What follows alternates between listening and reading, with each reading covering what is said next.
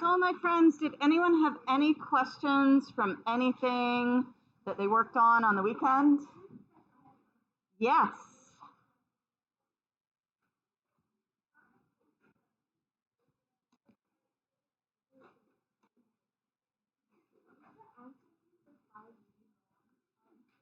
$5G, what number? What? 3.1F. Let's look and find out.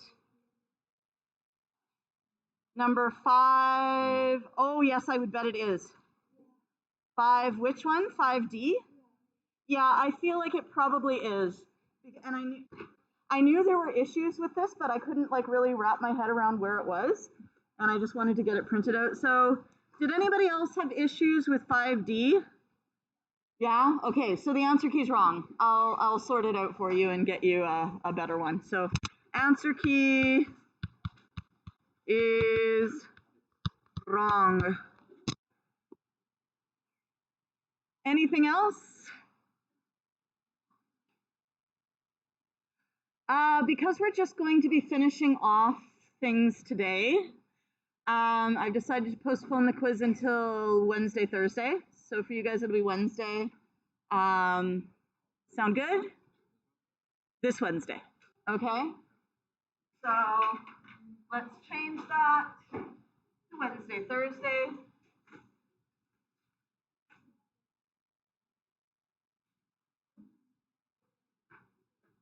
Any other questions on anything? Going once, going twice, going 3 times. So if you come up with anything over the course of the class, don't hesitate to bring it up. All right, so we were, no, not 3.1G. We had just started 3.1H on Friday, but I feel like it was at the end of a fairly long day and we only got 1 page into it. So I'm just gonna start from scratch here, okay? And so this is 3.1H.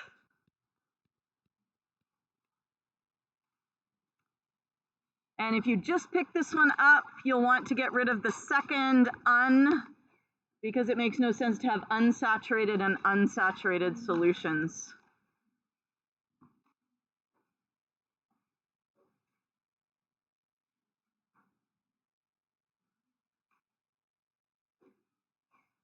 Which one are you looking for?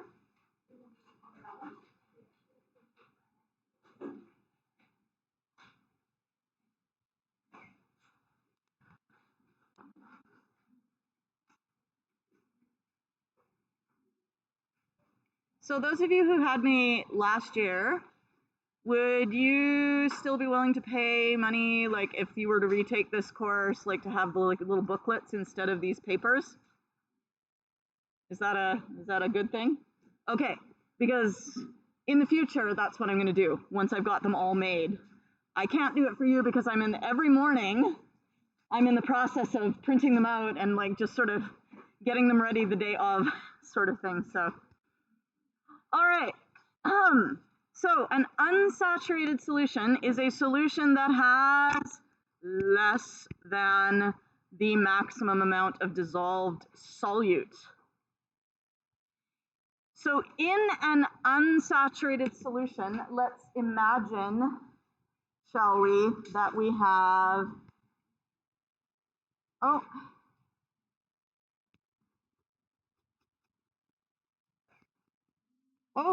I used this one for my other block.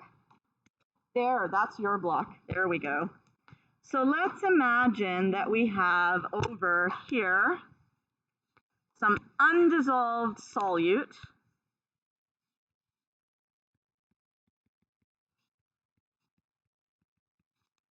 And this up here is an unsaturated solution. What can you say about the rate of dissolving compared to the rate of recrystallization? Do you guys know what I mean when I say recrystallization? Anyone want that clarified? It's when the stuff goes back, so you would have A plus plus B minus becoming AB solid. Yeah? Okay. So, what can we say about those two rates if we have an unsaturated solution?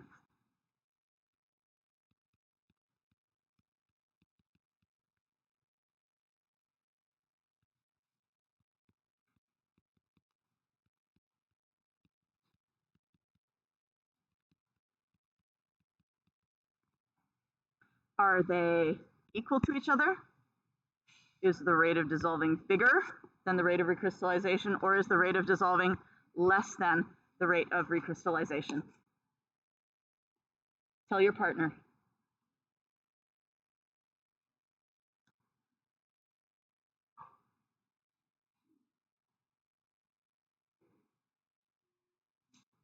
Maria Luisa, you wanted to answer?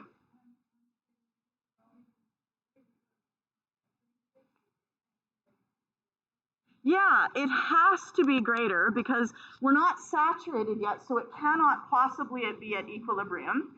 Because if we were at equilibrium, if we had the same amount recrystallizing as was dissolving, that would mean we'd already hit our maximum. But more continues to dissolve, so dissolving has to be taking place faster than recrystallization.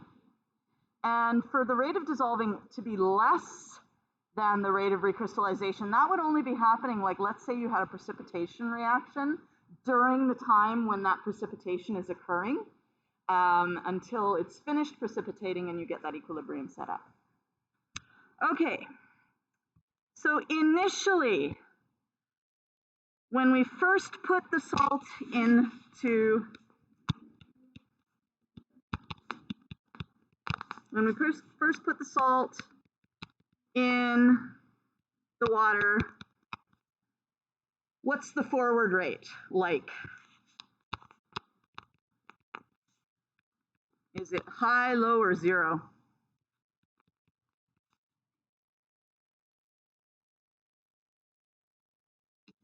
You guys could vote high, low, or zero. 5, 4, 3, 2. Go. Yeah, it's high. Okay, high. What can we say about the reverse rate?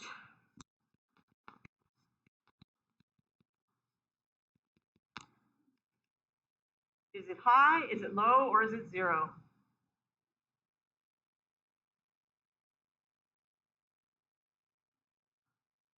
Five, 4, 3, 2, go. It is zero because we initially have no ions here, so the reverse rate has to be zero because there's nothing to go backwards. And as time goes on, the salt dissolves.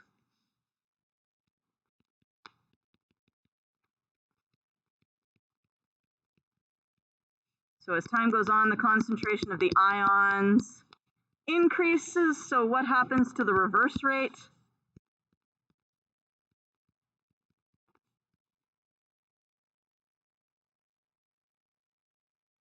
Does it increase, decrease, or stay the same?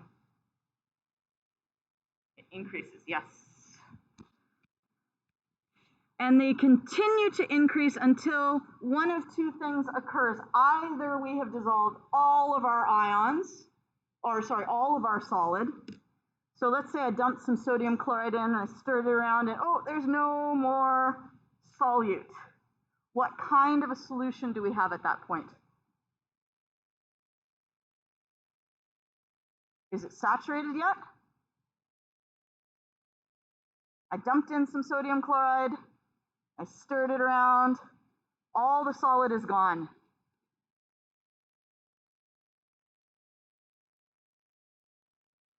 It is unsaturated. You can't know that you've hit saturation until what? Until an equilibrium is reached, and you cannot have an equilibrium until there is some what in that beaker? Solid left over, okay? So you can make a saturated solution by dumping in your solute and stirring like crazy and dumping it in and stirring like crazy until you hit a point where you still have some solid left over. You cannot know you're at that point until there is some solid in there, okay? So if we run out of solid solute, that's going to be unsaturated. Or if we just keep adding solid, eventually we'll have the forward rate and the reverse rate being equal, in which case our solution is saturated.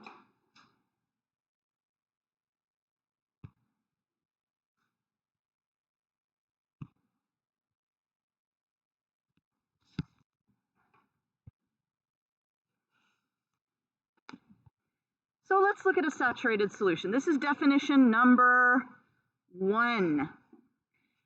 A solution that contains the maximum amount of dissolved solute. And if you have that undissolved solute present, the system will be at equilibrium. And that means that the rate of dissolving is equal to the rate of precipitation, or you can say the rate of dissolving is equal to the rate of recrystallization. And you can see this in the little picture here.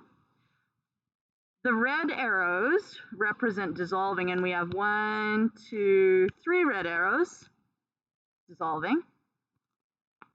How many black arrows do we have? 3. 1, 2, 3. So the amount of dissolved solute will remain constant. Is good?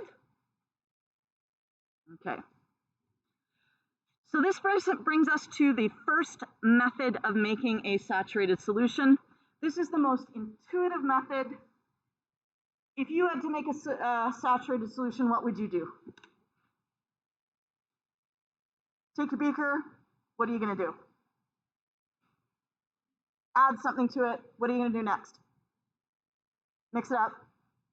Oh, it all dissolved. What am I going to do next? I want to get a saturated solution. Add more. Stir. Oh, it's all gone. What do? Add more. Stir. Oh, there's some solid left. And I stir and I stir and I stir.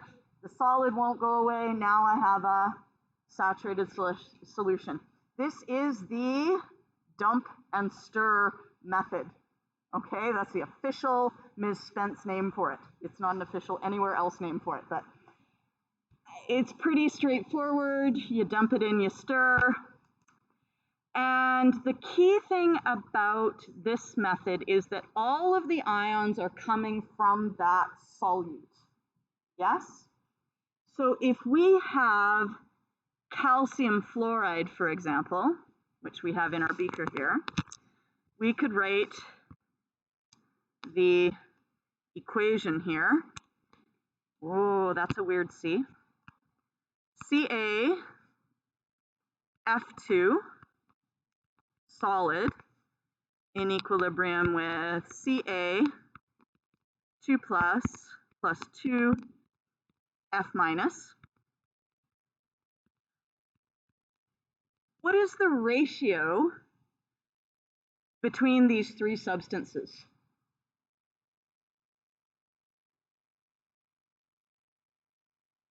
Yes? 1 to 1 to 2. 1 to 1 to 2. So if I were to tell you that the concentration of calcium fluoride, I'm going to rewrite it because it's hard to see on the screen, is calcium fluoride is 2.0 times 10 to the negative 4 molar, which it says right there, but I just want to make it bigger for you. What would the concentration of calcium be? Tell your partner.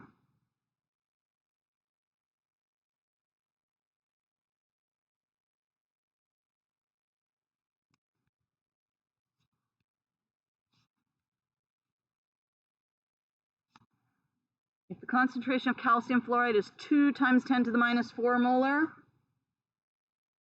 yes. It would be exactly the same thing because it is a 1 to 1 ratio. So this would be 2.0 times 10 to the minus 4 molar. What would the concentration of fluoride ion be? Yes?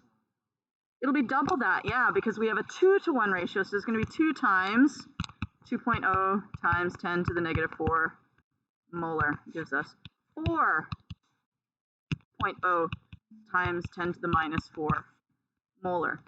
And what that shows us is that when we do this dump and stir method, the ions are in proportion to the coefficients.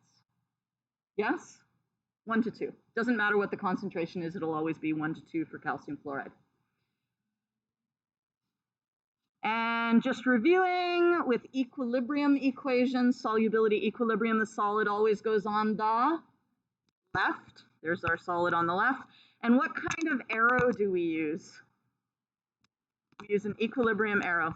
That is in contrast to a precipitation reaction where we write the solid on the right, and we use what kind of an arrow?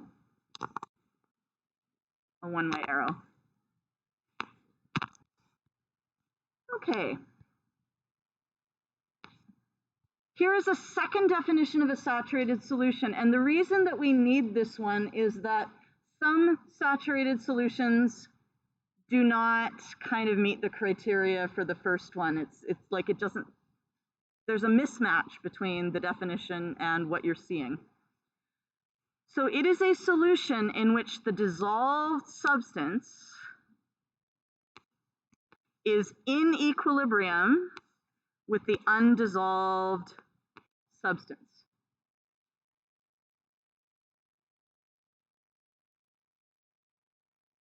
And this sort of explains a little bit better what's happening with method 2 of making a saturated solution. You can take 2 solutions and mix them together. If you mix them together, what might you get? If you mix 2 solutions together, you might get a precipitate, okay? So if you mix 2 solutions together and they form a precipitate, I call this the mix and match method. So if they match up to give you something that's low solubility, in order to create that precipitate, the solution must have been saturated.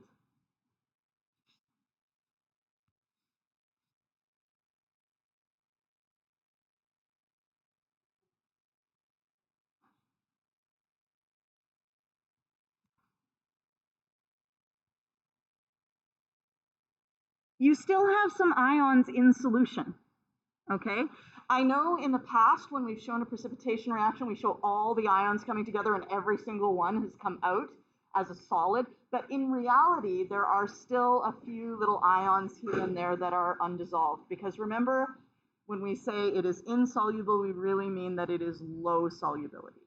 A tiny amount can still be dissolved.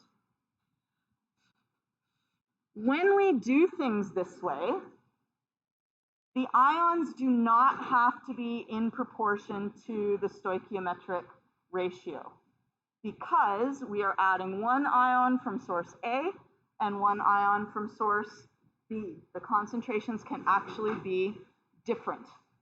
And I've put together this little example here. You can let me know if it's effective or not at sort of showing this. This shows 2 different situations, situation A and situation B, where in both of them we are mixing sodium chloride and silver nitrate. Yes? And in situation A, in our beaker, if you count them up, there are 8 sodiums and 8 chlorides.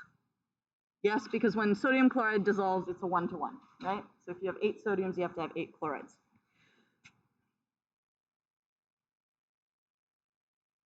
In our second beaker, we have a less concentrated solution of silver nitrate. There are only 5 silvers, and if you could cross out this chloride, that's supposed to be a nitrate there, 5 nitrates.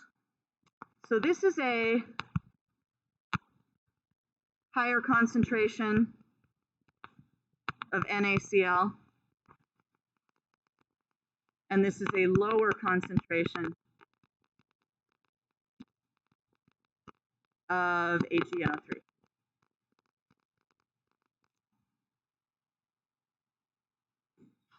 If we take these two things and mix them together, first of all, what's going to happen?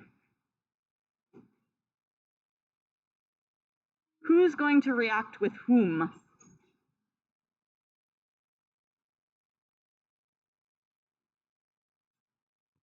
Is it going to be the sodium with the nitrate, or is it going to be the silver with the chloride? Yes. Silver with the chloride cannot be sodium and nitrate because sodium salts are all soluble and nitrate salts are all soluble. But silver chloride, if we look it up, let's just remind ourselves, I've made such a mess of this booklet, but here's chloride, here's silver, and it is low solubility.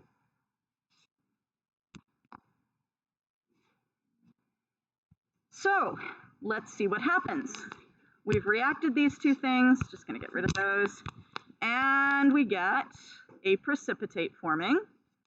Here is our precipitate down at the bottom, AgCl solid.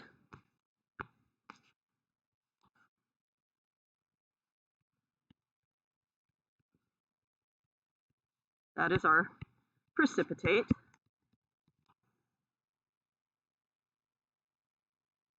And in there, you'll notice there are 4 chloride ions, yes? In that crystal, there's 4 chloride ions. How many chloride ions are still out in solution? Well, let's count them. There's 1, 2, 3, 4. So we are going to say that the concentration of chloride here, and we're not going to give it any units because we don't know the volume and we don't know what a particle represents, but we're going to say the concentration of chloride is 4. Yes? How many silver are in our crystal?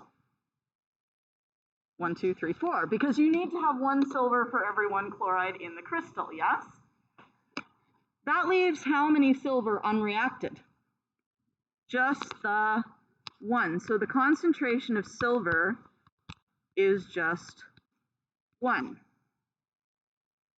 We have a saturated solution here, but the ion concentrations are not equal. Yes? And why are they not equal? Because we added more chloride than we did silver. There's no way to form a precipitate that has equal numbers of silver and chloride and not have a different amount of silver and chloride left over, okay?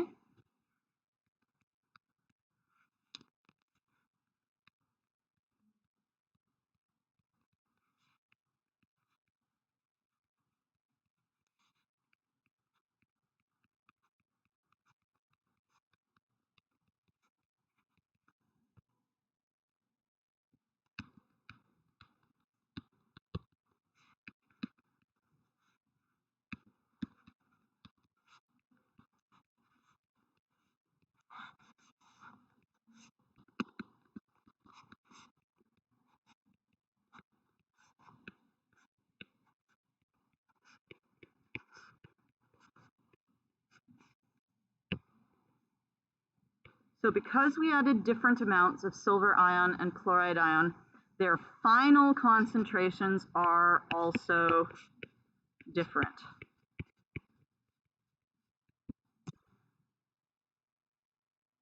And that is the case because we mixed 2 solutions. That's different from dump and stir. You dump in 1 compound, everything comes out in the ratio. You dump in 2 different compounds, you can have any ratio of the ions that you want to in that solution. Here's another possibility. Let's say we did actually make it so that our original concentrations were the same. In this beaker, we have 6 sodium and 6 chloride. And in this one, we have 6 silver and 6. Again, I'd like you to cross out that chloride and write nitrate.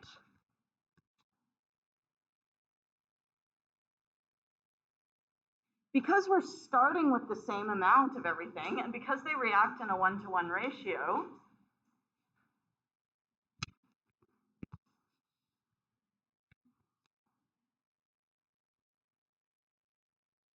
what do you expect the concentrations to be like after they've mixed? Well, let's count them up and see what we get. We have 1, 2 silvers and 1, 2 chlorides.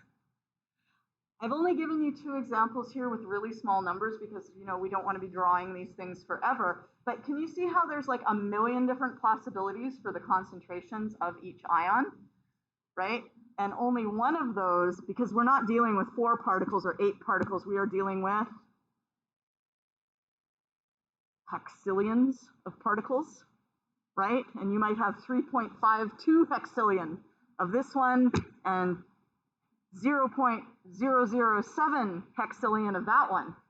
Yes, so there's infinite different combinations of the amount of ions in each.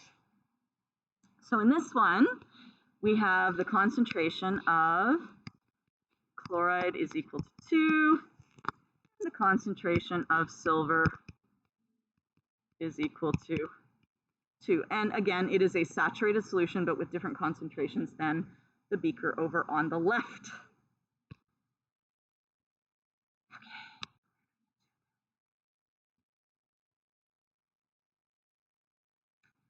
In both these situations, precipitation occurs. Write the precipitation reaction. You only have to write it one time because it'll be the same for both of them. This is just a practice writing precipitation reaction. So could you please write, the net ionic precipitation reaction. Give that one a go. Please write the net ionic precipitation reaction that's happening in both those beakers. Just one reaction because it's the same for both.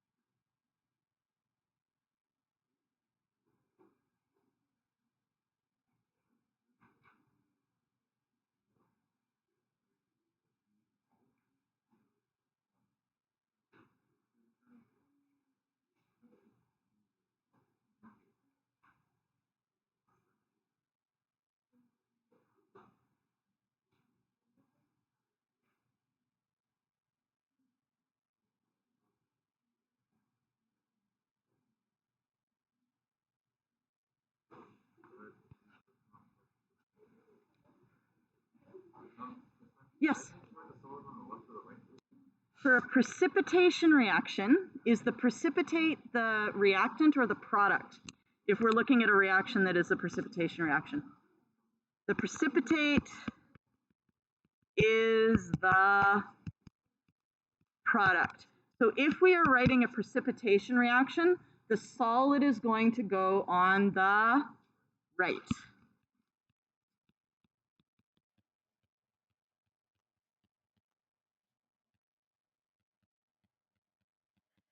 And you can do this by writing the formula equation and the complete ionic equation and then the net ionic equation. But if you want to use the shortcut, how do we do the shortcut?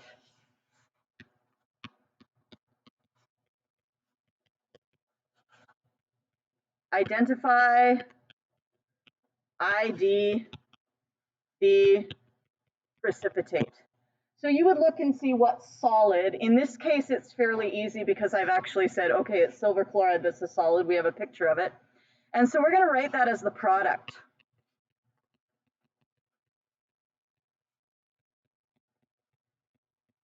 And I haven't left myself much room, so I'm going to do that up here. AgCl solid. Second thing you're going to do is you're just going to provide the ions needed to make that solid.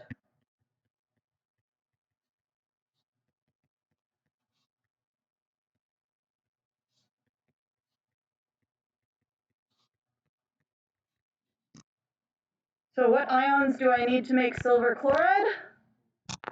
I need Ag and I need Cl, and once I have those, I just need to write in their correct charges, and I need to write in aqueous. So although you are quite welcome to write the formula equation and the complete ionic and the net ionic, if you're only asked for the net ionic, you can just go straight to this if you want to, okay? All right.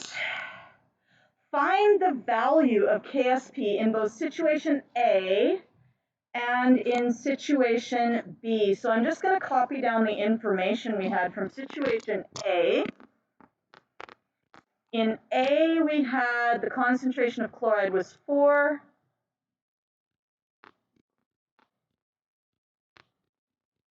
And the concentration of silver was 1. In situation B, we had the concentration of chloride was 2, and the concentration of silver was 2.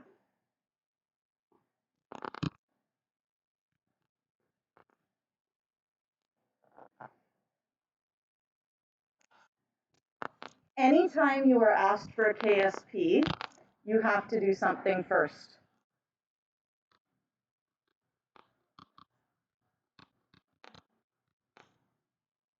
What do we need to write before we can get into the whole KSP thing? Yes. We have to write our equation, our solubility equilibrium equation.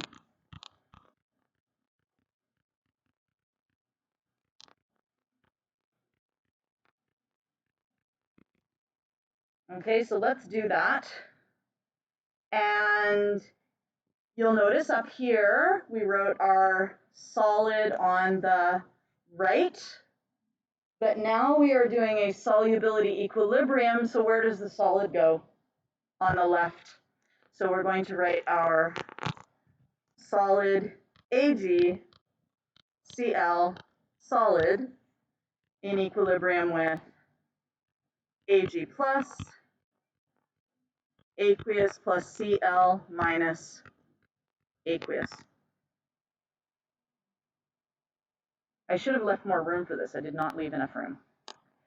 But that's okay. I can cram in a KSP because KSP is a one-liner. Yes, it doesn't need 2 lines. It just needs 1 line. And so KSP then would be Ag plus times Cl minus.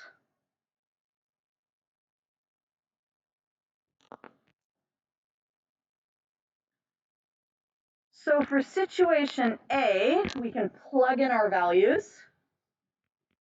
KSP is equal to silver, which is 1, times chloride, which is 4.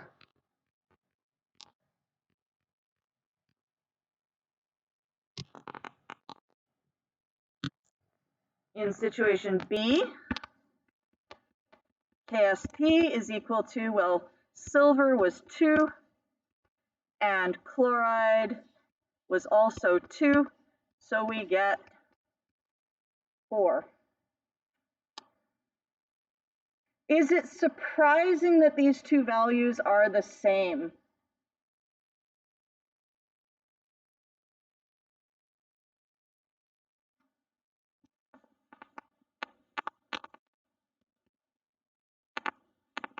What does K stand for? Constant. So even though I have different ion concentrations, it will always, when I have a saturated solution, it will always equal 4 when I multiply the ion concentrations together. Okay, or it'll always equal whatever my value of KSP is. Okay, because in an equilibrium, KEQ or KSP is always constant. Unless what? Unless we change the, tell your partner, what can change the value of KSP or KEQ?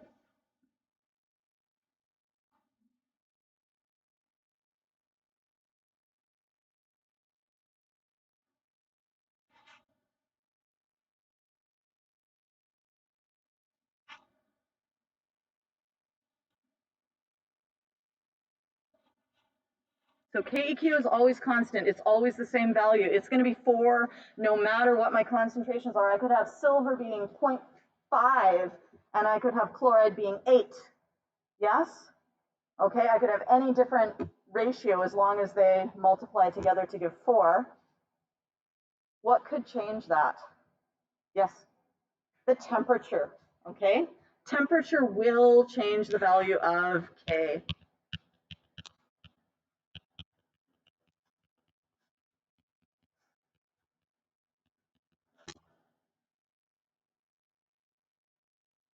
So remember, in an equilibrium, do the concentrations have to be equal? No, they do not have to be equal.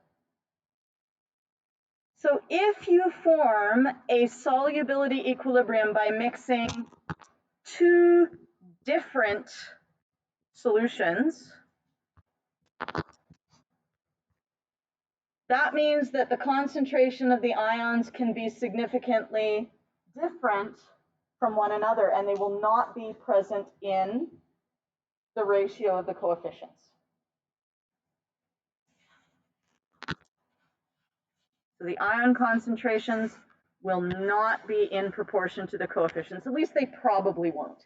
It's not an impossibility, but how likely is it if you take ions from beaker A and ions from beaker B and you pour them together, how likely is it that these two are identical or that they're an exact 1-to-2 ratio? I'm not that good at measuring things. I probably wouldn't be able to make it that perfect, okay? And that would be our mix and match method of making a saturated solution, where you dump the two, mix the 2 solutions together and you get a precipitate. On the other hand, if you start with a single solid dissolved in water, then the ion concentrations can't help but be in whatever the stoichiometry is between them. If you put calcium fluoride into water, there will always be 1 calcium for every 2 fluorides. If you put silver chloride into water, there will always be 1 silver for 1 chloride. Yeah? Okay, so that's it for 3.1H. We are now going to move on to our last thing for qualitative solubility, and that is, if I can make my page move. Oh, there it is, 3.1I. So that's our new package on the first page of that new package, 3.1I.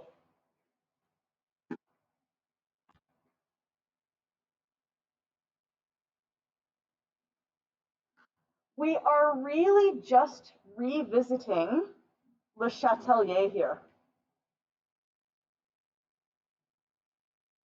Oh yeah, and if you didn't get one of those, help yourself. I'll wait a minute for you to get that.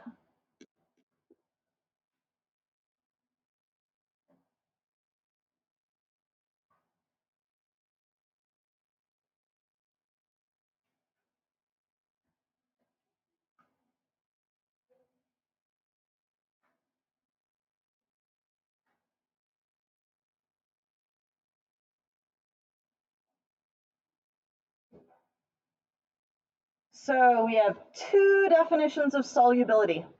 Two definitions of solubility. The maximum amount of solute that can dissolve in a given volume of solution. Okay, that's definition one.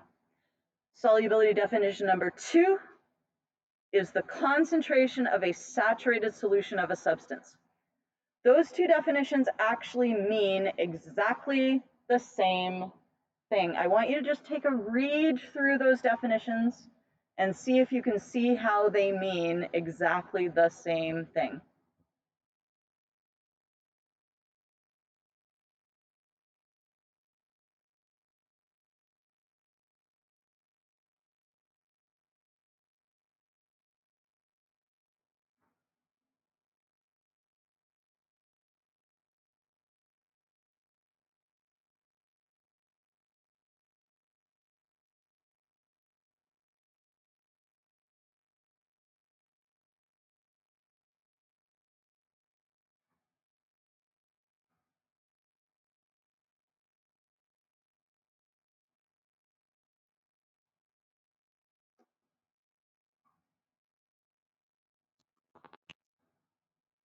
Does it make sense that the maximum amount of solute is the same thing as saying that we have a saturated solution?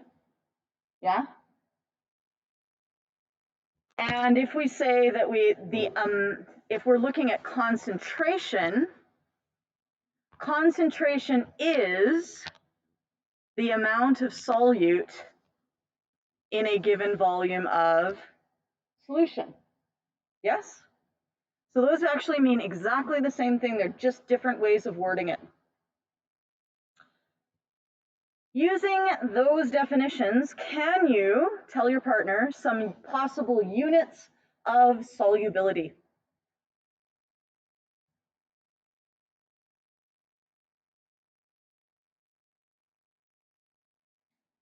What could we measure solubility in?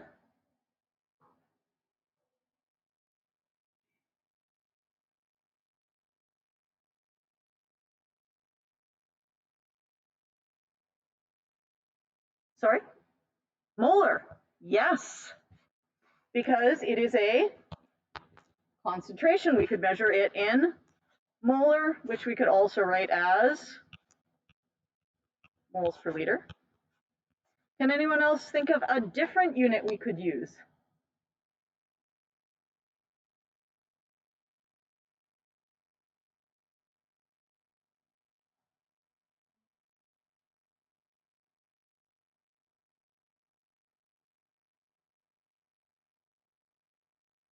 Could we use something different for the volume?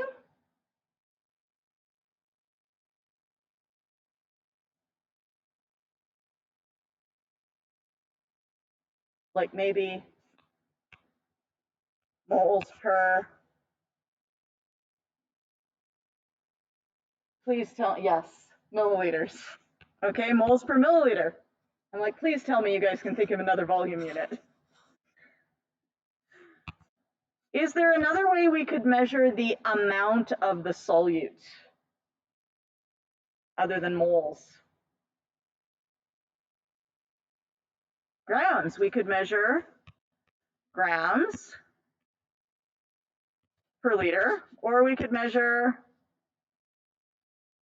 grams per milliliter.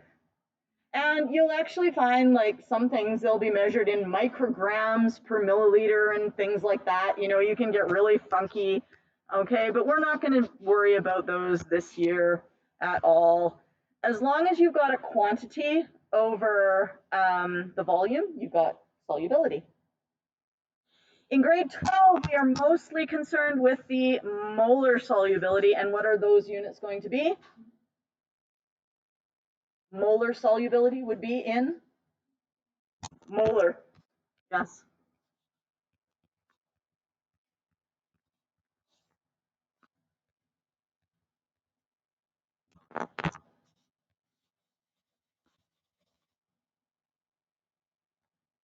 Now this takes us into taking a little closer look at what we call soluble versus low solubility. Things are classified as being either soluble or low solubility based upon the concentration of the maximum concentration of their solution, their molar solubility. In Chemistry 12, we use the dividing line 0.1 molar. Anything below 0.1 molar is considered low solubility. So 0 up to 0.1 molar is low solubility. So that means your maximum concentration could be 0.099, which sounds like a pretty decent concentration, 0.099, but because it doesn't hit that 0.1 mark, it's not considered soluble, okay? In order to be considered soluble, you have to be able to make a solution of at least 0.1 molar or above to be considered soluble. And don't worry about something if it's sitting exactly on the 0.1 molar line. Don't be like, oh, this fence is no. Okay, it's fine. 0.1 molar is considered soluble, okay? That exact value is considered soluble. And anything higher than it is also soluble. That actual value is fairly arbitrary. It's not completely arbitrary. I mean, it wouldn't make sense to say everything above, 10 to the negative 25 molar is soluble. That would be a kind of silly boundary point, wouldn't it? Or anything above 100 molar is considered soluble and everything else is low solubility. Would that be reasonable? No.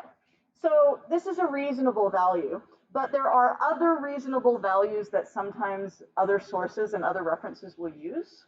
So you'll see, for example, in AP chemistry, they use 0.01 as the breaking point between whether something is soluble or not soluble. So the solubility table that they use in AP is a little bit different than the one that we see, okay?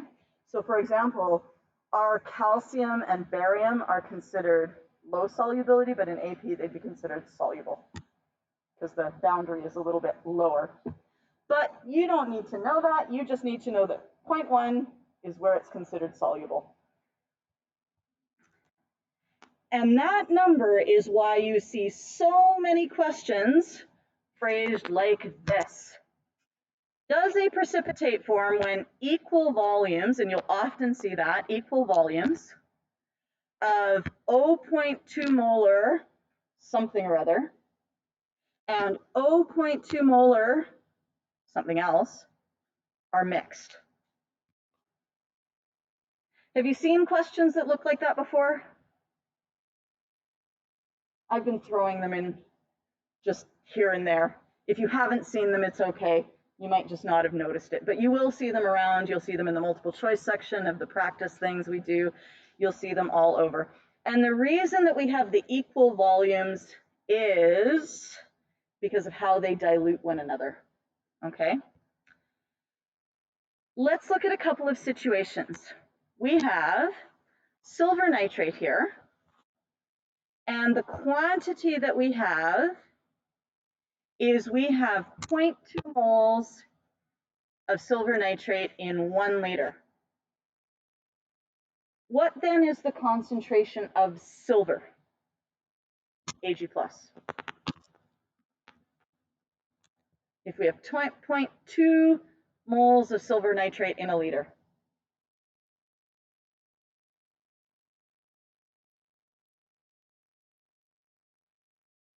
What's the concentration of silver nitrate if we have 0.2 moles of silver nitrate in a liter?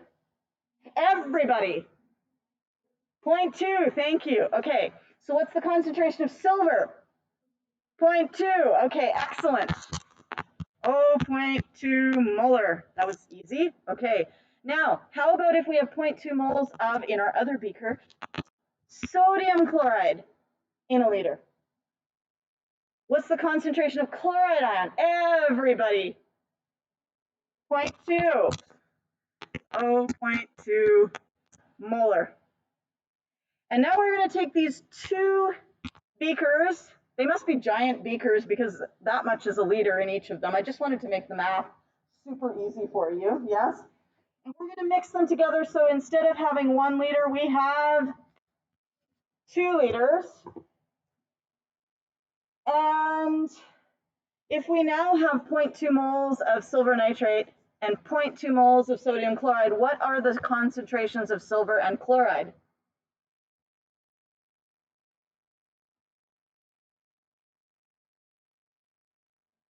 What have we done to our volume? We've doubled it. If we double the volume, what's going to happen to the concentration? Yes, it's going to halve. Okay? If you double the volume, the concentration will halve. And that's why you will so often see this business about equal volumes, because that means that when you mix the two, you have doubled the volume. Okay?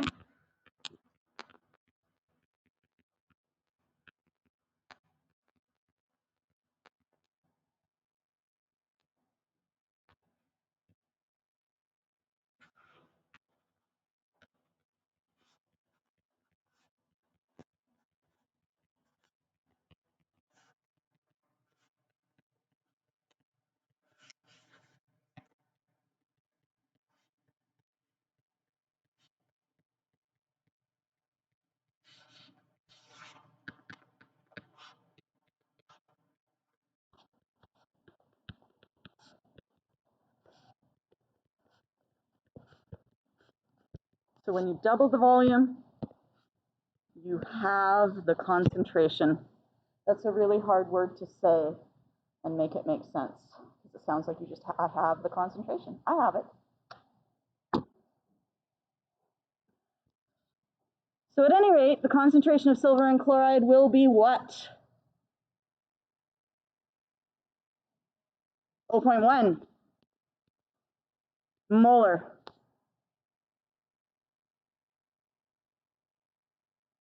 And do you recognize that 0.1 molar? What does that mean?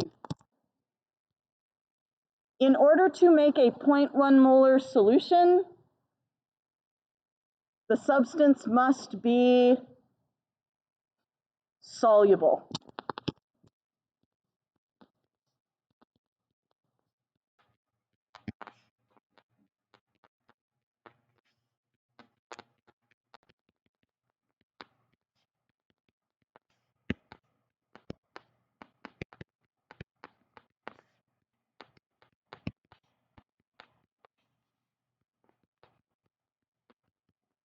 However, is silver chloride a soluble substance? No.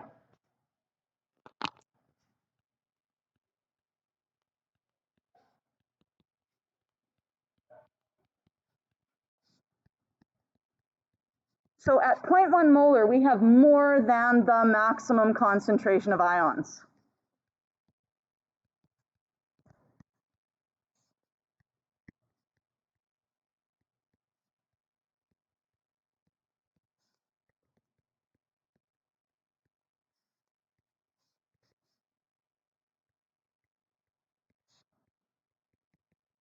And if we have more than the maximum concentration of ions, what is going to happen?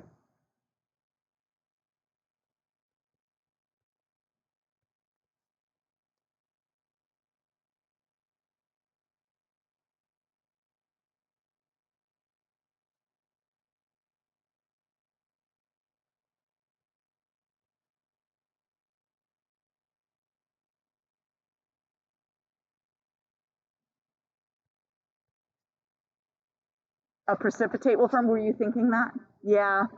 Anyone else thinking that? Yeah.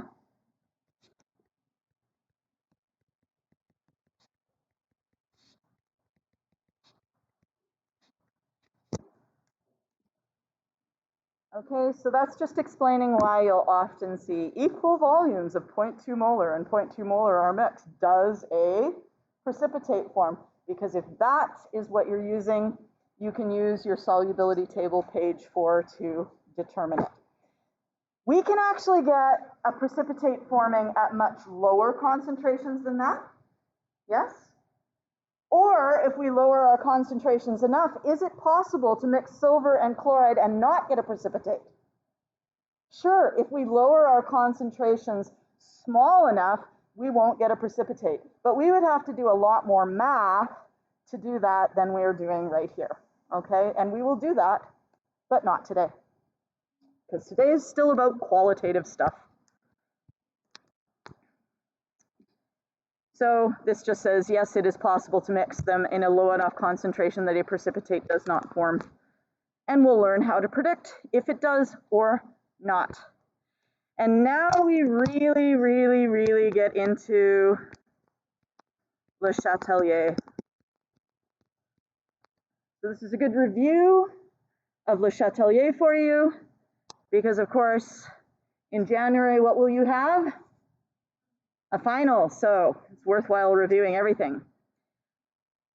Consider the following equilibrium. We have calcium hydroxide in equilibrium with its dissolved ions. So this over here is dissolved CaOH2.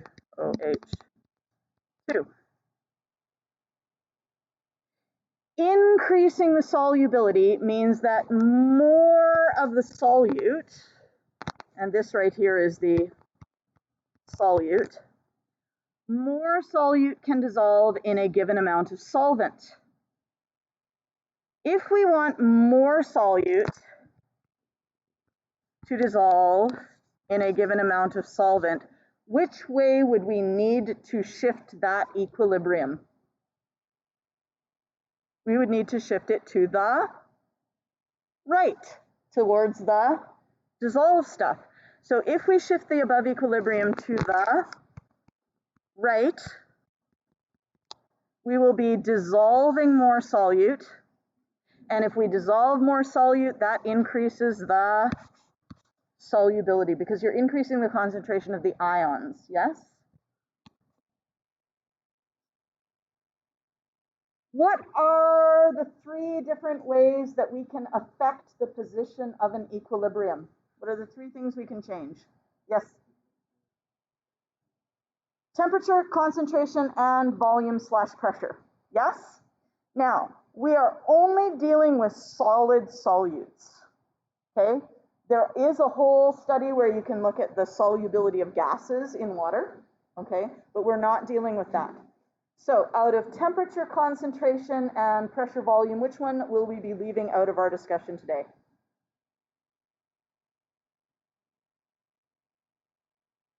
Because we are only dealing with solid solutes. Which one is irrelevant? Pressure. Because you can't really change the pressure of an aqueous system, right? Water doesn't squish. There's not room between the molecules, right? The reason gases are compressible is because there's so much empty space between them. But solids, liquids, aqueous, you cannot change the volume, okay? So we're only going to be looking at temperature and concentration. Changing temperature. What would you guess? Most solid solutes, do they become more or less soluble as we increase the temperature?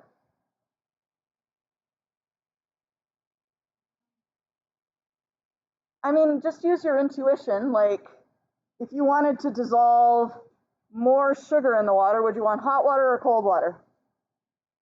Hot water, yes? So most solid solutes become more soluble when we increase the temperature.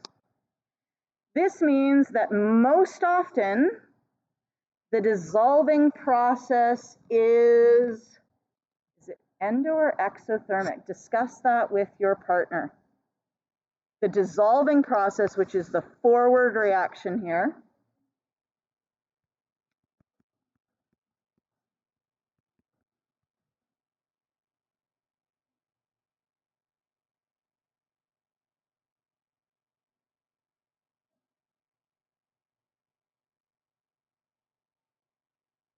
Mael, what do you think? It's going to be endothermic, yeah? Because if we increase the temperature, if this is endothermic, that means our heat term is over here. If we increase the temperature, that means we shift to the right, which is the direction of dissolving.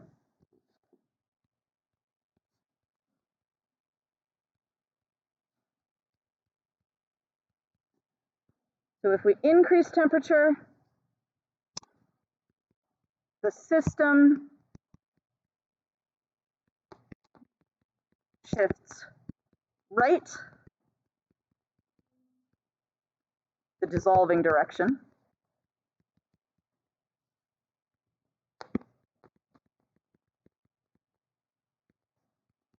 To absorb or to release heat.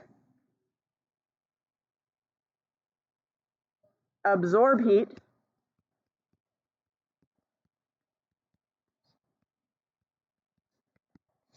To bring the temperature back up or down. If we increase the temperature, the system shifts to the right to absorb temperature to bring the temperature back down. And if we have shifted to the right in the dissolving direction, what have we done to the solubility? We have increased the solubility, okay?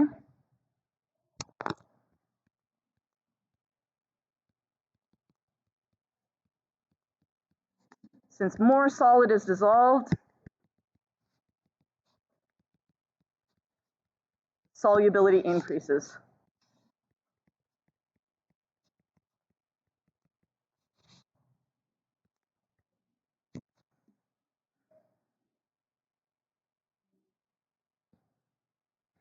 To decrease the solubility of the calcium hydroxide, what would you do to the temperature? You would decrease the temperature.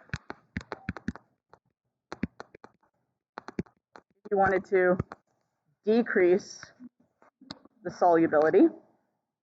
And that would shift the equilibrium to the left, which would mean there is, and this is so unfortunate, I'm going to scratch this out here, and I'm going to rewrite it down here. Because otherwise it looks like there's more CaOH2, which isn't what there is. There's more CaOH2 dissolved. Yes, and if I break the line there, so if we shift to the left, there is less dissolved CaOH2. That would be your Ca2 plus 2OH minus. And therefore the ion concentrations are lower.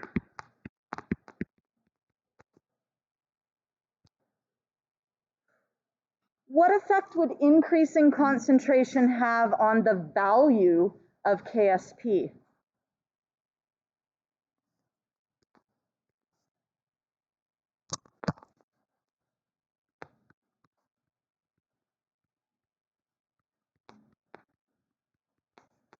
Yes.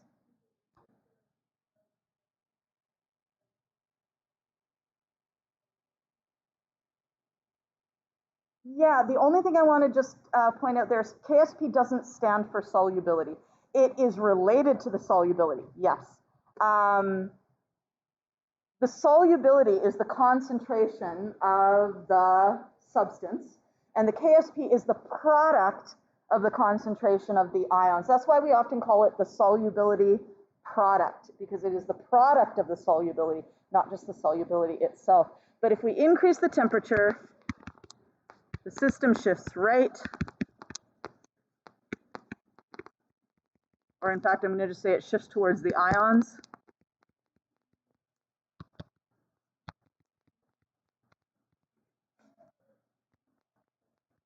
And therefore KSP, which is equal to concentration of ion A times concentration of ion B, will increase.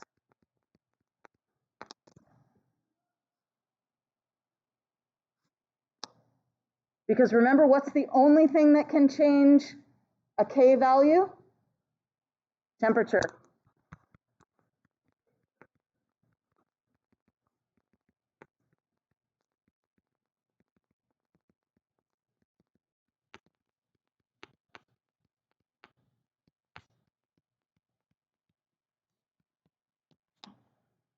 So in general, increasing a temperature, what does it do to the solubility? Does it increase it or decrease it? When we increase temperature, increases. And what happens when we decrease the temperature? The solubility decreases.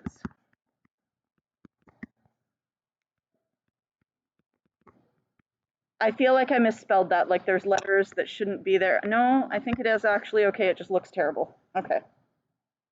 So that deals with temperature. We agree we are not going to look at volume because there's no gases, okay? But we are going to look at changing the ion concentration.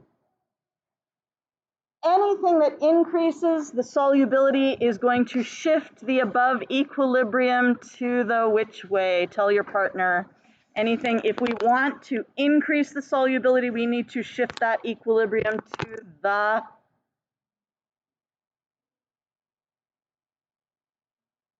tell your partner.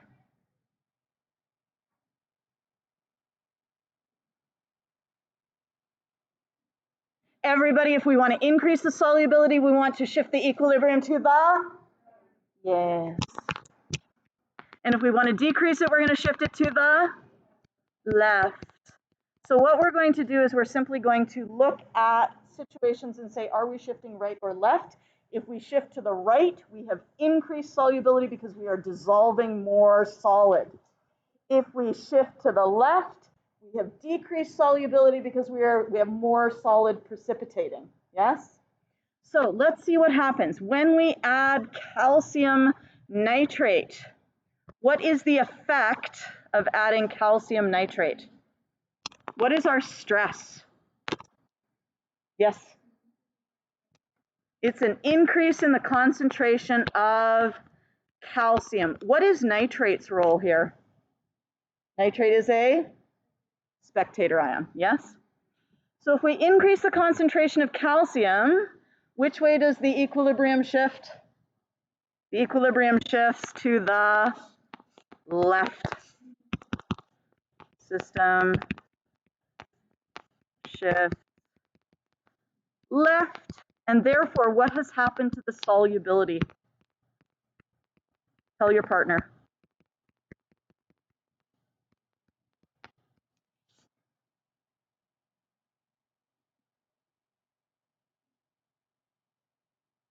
The solubility has, everybody, decreased.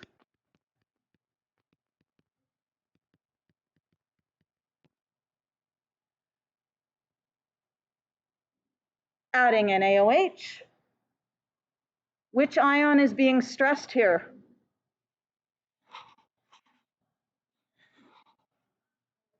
OH. So we've increased the concentration of OH. And if we do that, the system shifts to the left.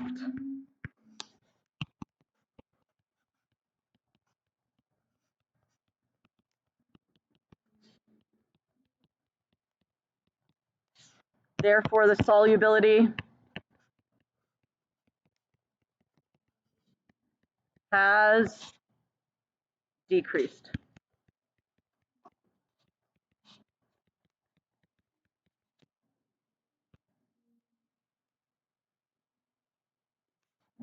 What if we add NaCl?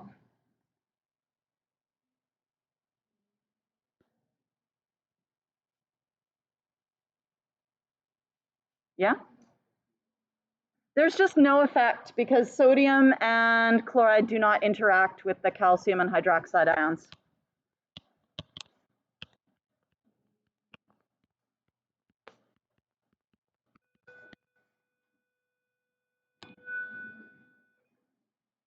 I'm so confused, but that's okay. You have enough of the general principle to read through the rest of it and try some of the questions. So what I would like you to do for homework is to read the rest of this and try some of the questions, okay? We will go over the rest of it tomorrow, so if you're not feeling like 100% on it, that's okay, but do try the questions and try reading it. Read the rest. And I'll post answer key to the notes, okay?